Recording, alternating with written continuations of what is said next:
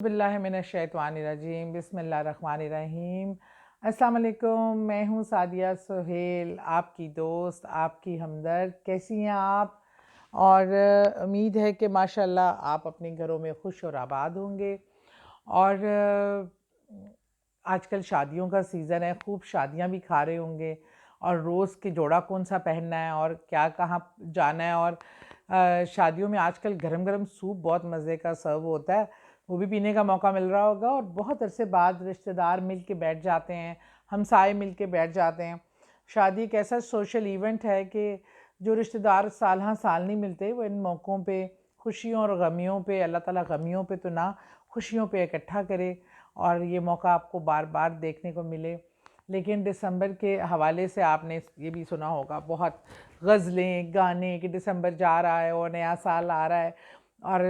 دسمبر کی دھندھوری راتیں، اور اس میں گرم گرم کافی، مونگ پھلیاں کھانا یا کنوں کھانا، مل کے بیٹھنا، یہ بھی ایک اپنی جگہ خوبصورت یادیں اور خوبصورت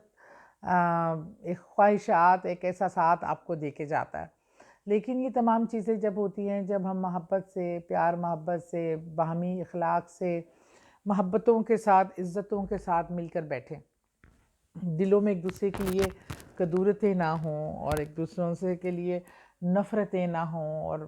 پیار و محبت ہو، عزت ہو، تو یہ تمام چیزیں کرنے کا موقع آتا ہے۔ نئے سال کو ہم کیسے خوش آمدید کریں، ایک یہ سوال بہت ہوتا ہے۔ اچھا، ہمارے یہاں کئی خاندانوں میں، کئی لوگوں میں، کئی فیملیوں میں ایک ٹرینڈ جو ہم نے اپنے ہمسائے ملک سے لیا یا مغربی ممالک سے لیا ہے، وہ ہے نیو ایئر پارٹیز کا۔ دیکھیے، نیو ایئر خوش ہونے کو میں کوئی ممانعت نہیں ہے، لیکن اس خوشی کا اظہار آپ نے اپنے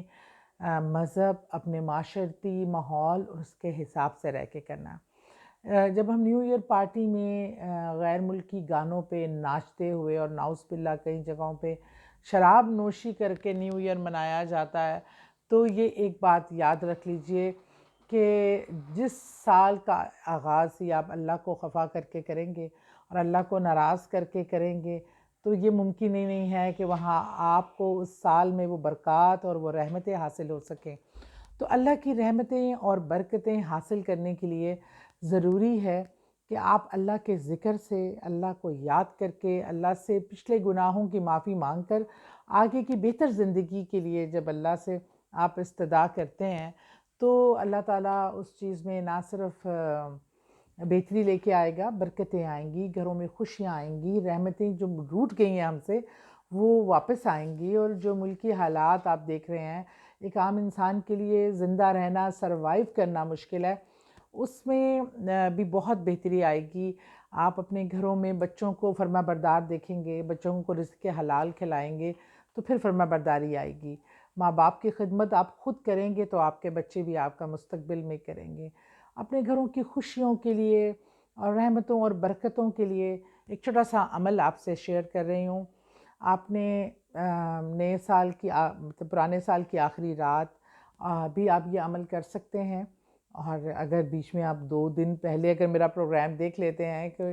31 سے پہلے، تو تب بھی آپ 2-3 بار بھی یہ عمل کر سکتے ہیں، کوئی مذائقہ نہیں ہے۔ یہ عمل ویسے ایک بار بھی کرنا کافی ہے